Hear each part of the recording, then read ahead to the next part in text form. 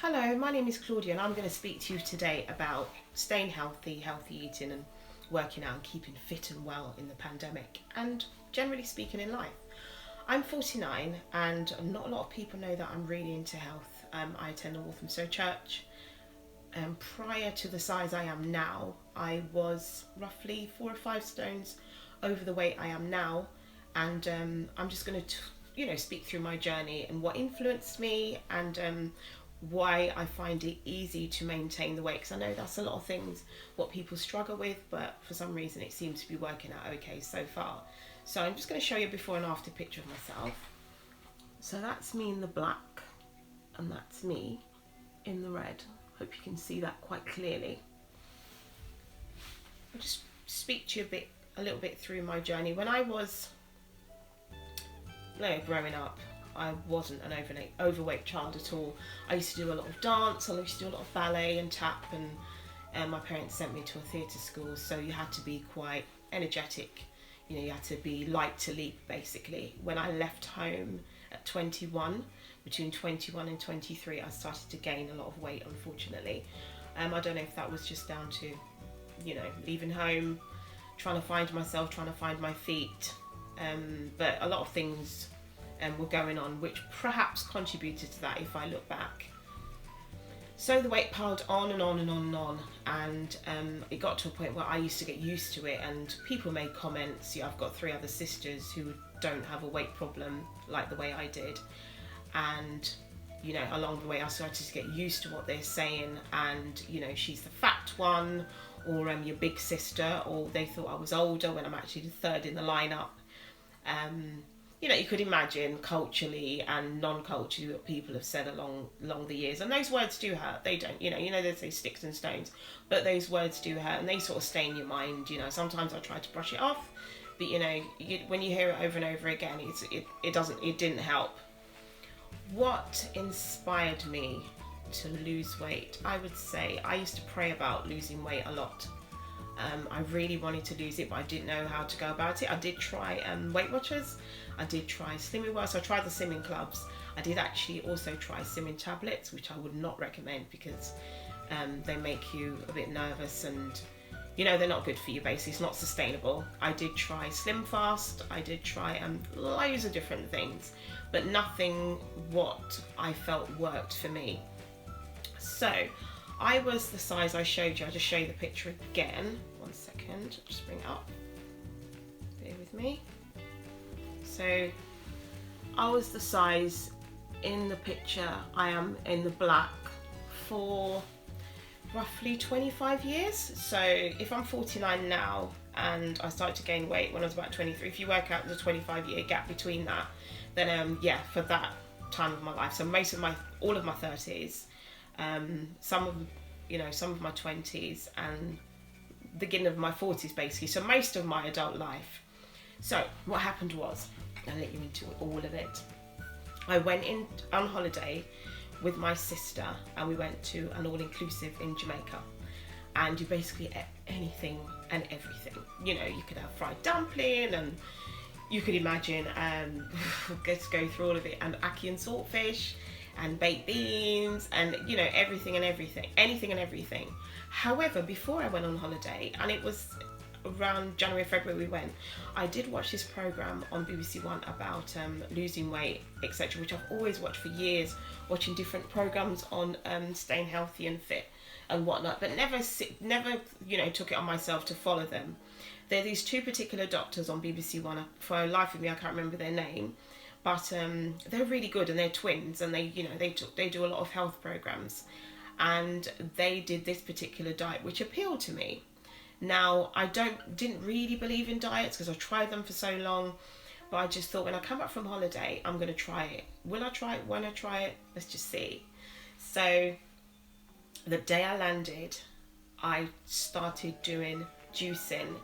So the juicing, what I did was not fruits. It had half an apple in it, but it was spinach, kale, celery, and half an apple, and a squeeze of half a lemon. And I had one of those, one for breakfast, one for lunch, and I had a dinner which totals to 500 calories. Now you could imagine how much calories I've been eating for the best part of 25 years, and then an abundance of calories when I went on holiday, to having roughly 700 calories a day. So 9 pounds fell off like that. Then another 10 pounds fell off really quickly. Now I'm not recommending this for everyone. Everybody's different, everybody's journey is different, everybody's body's different.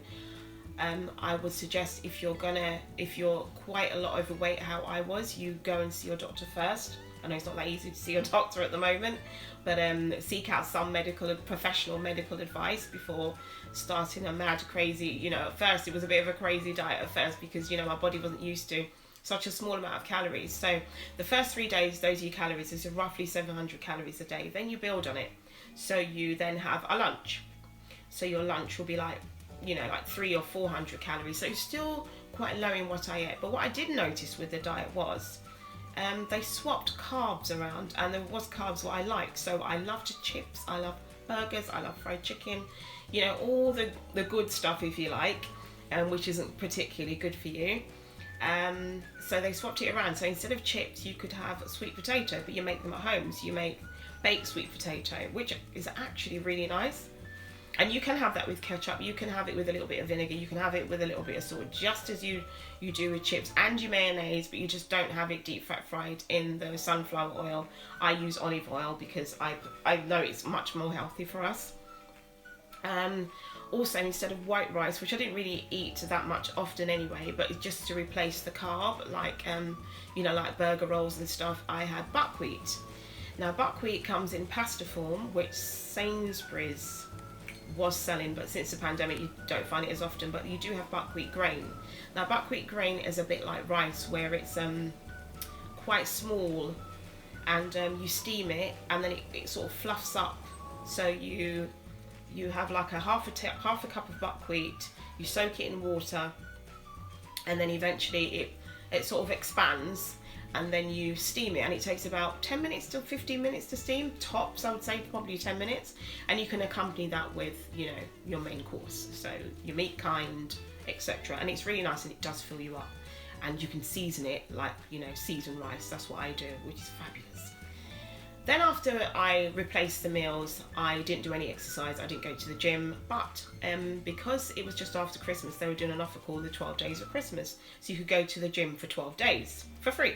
I went into the gym, I went for 10 minutes on the treadmill and 10 minutes on the cross trainer. Came off the cross trainer, and I heard a class going on, it sounded really buzzing and fabulous and everything.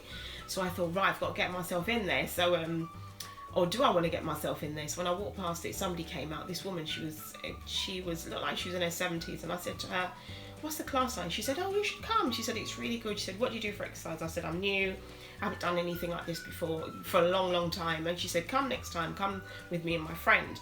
Lo and behold, the ladies who I met who encouraged me to stay at the gym to this day, one was 84 and one was 81. So your age has nothing to do with it at all. No excuses, unless physically you can't get to the gym. Get yourself to the gym, even if it's like build up to a cardio class. So don't just go there and just do a stretch class and think, oh, I've done it now, I've done my little thing. You can do cardio. Cardio is what makes the blood pump around the body, and you burn fat, and it's good for you, and it gets your endorphins going. It's brilliant.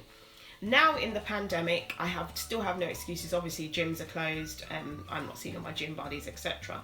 But on YouTube there are so many free workouts. There's like an abundance of them. Get yourself working, get yourself looking at the gym of what's out there. There's so many. There's everything basically. Just type in anything you're interested in. You could type in workouts, cardio, and all of it's free. So there's no excuse. Eating in the pandemic now, what I do find is there's less choice. So when I go out, I'm not eating as much.